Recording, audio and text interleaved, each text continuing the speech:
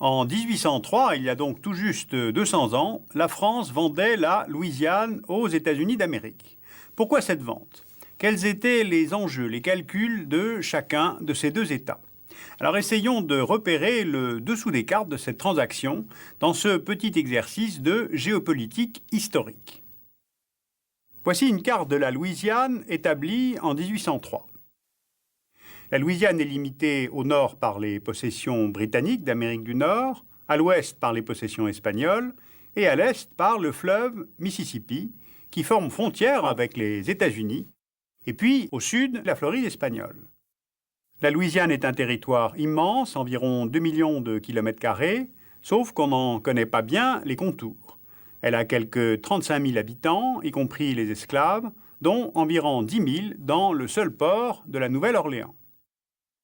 Ce fleuve Mississippi, pour la jeune nation américaine, qui est indépendante de la couronne britannique depuis 8 ans, représente un enjeu majeur pour échanger les céréales, le tabac, le sucre, produits par les nouveaux États de l'Ohio, du Kentucky et du Tennessee, qui sont tous en plein développement.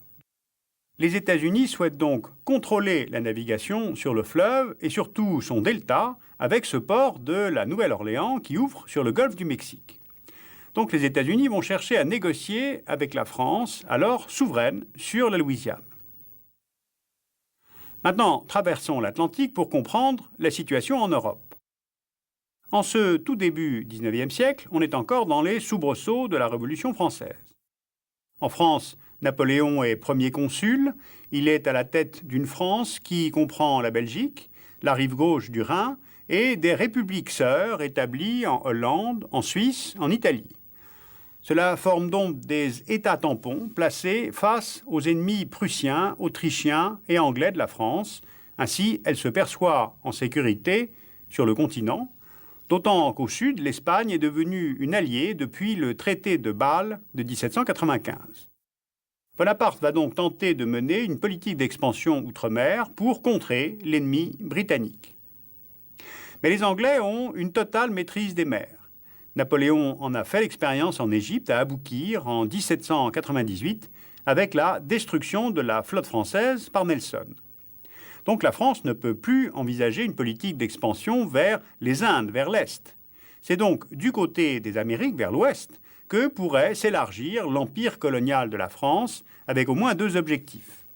Être présent sur un continent dominé par l'Espagne et la Grande-Bretagne, et puis tirer profit du coton, de l'indigo, du tabac, qui sont absents en métropole.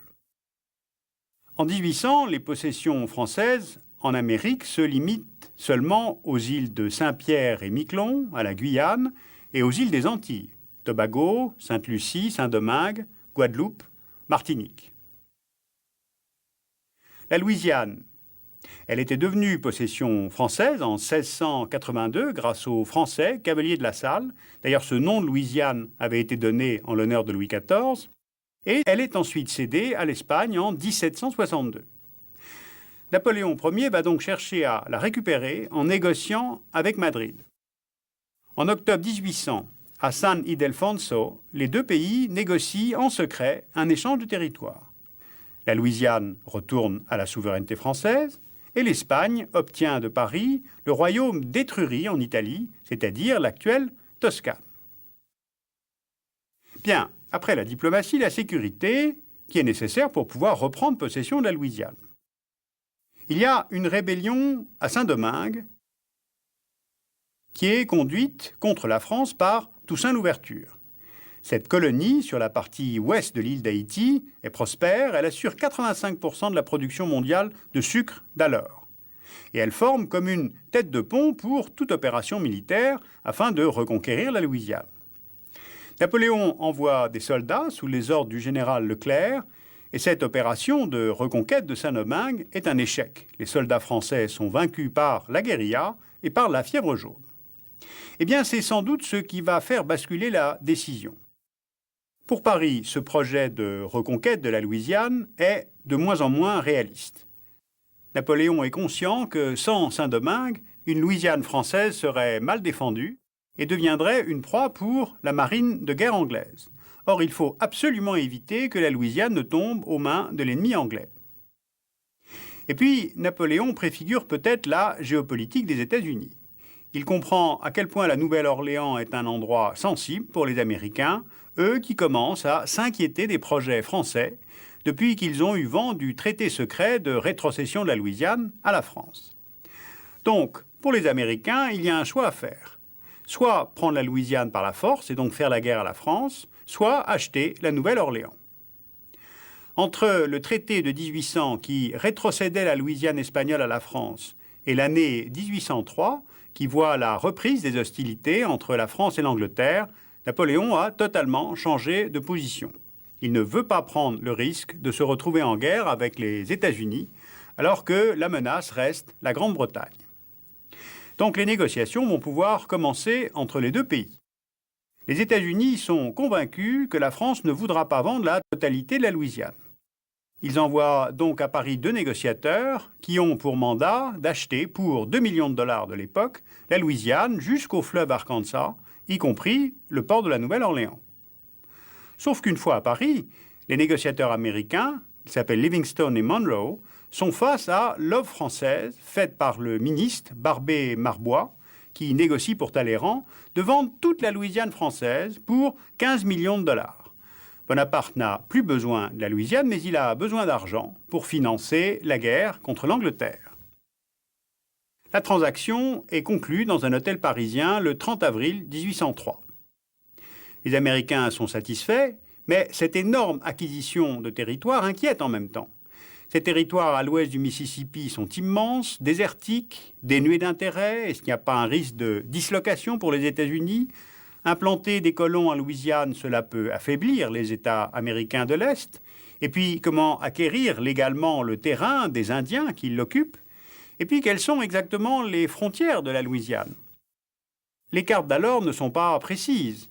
Où passe la frontière avec la Floride, restée espagnole? Et à l'ouest, la Louisiane englobe-t-elle le Texas espagnol? Atteint-elle le Pacifique comme le prétend la France? Ou bien est-ce qu'elle s'arrête aux montagnes rocheuses? En fait, en 1803, l'Ouest américain est une terra incognita.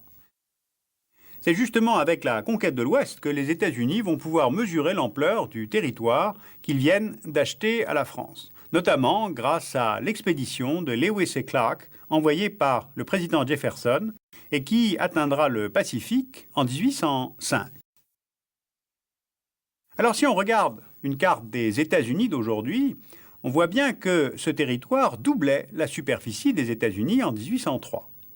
Ce territoire forme aujourd'hui 13 États, l'actuelle Louisiane n'étant qu'une toute petite partie de cet immense territoire. En fait, les Américains n'avaient aucune idée de l'étendue ni des richesses du territoire qu'ils achetaient. Cet achat était un véritable pari. On a souvent dit que la Louisiane avait été vendue pour un prix dérisoire, moins de 7 $ le kilomètre carré. Eh bien, en fait, à cette époque, les 15 millions de dollars demandés par la France étaient un montant très important pour les États-Unis, qui ont dû emprunter 70% du montant de la somme à 6% d'intérêt. En 1968, l'État de la Louisiane est devenu un État officiellement bilingue et les francophones sont au nombre aujourd'hui de 250 000 locuteurs en tant que langue au foyer. Alors Napoléon ne s'était pas trompé en déclarant après cette vente, je cite, « Cette cession de territoire affermit pour toujours la puissance des États-Unis et je viens de donner à l'Angleterre une rivale maritime qui tôt ou tard abaissera son orgueil. » Fin de citation.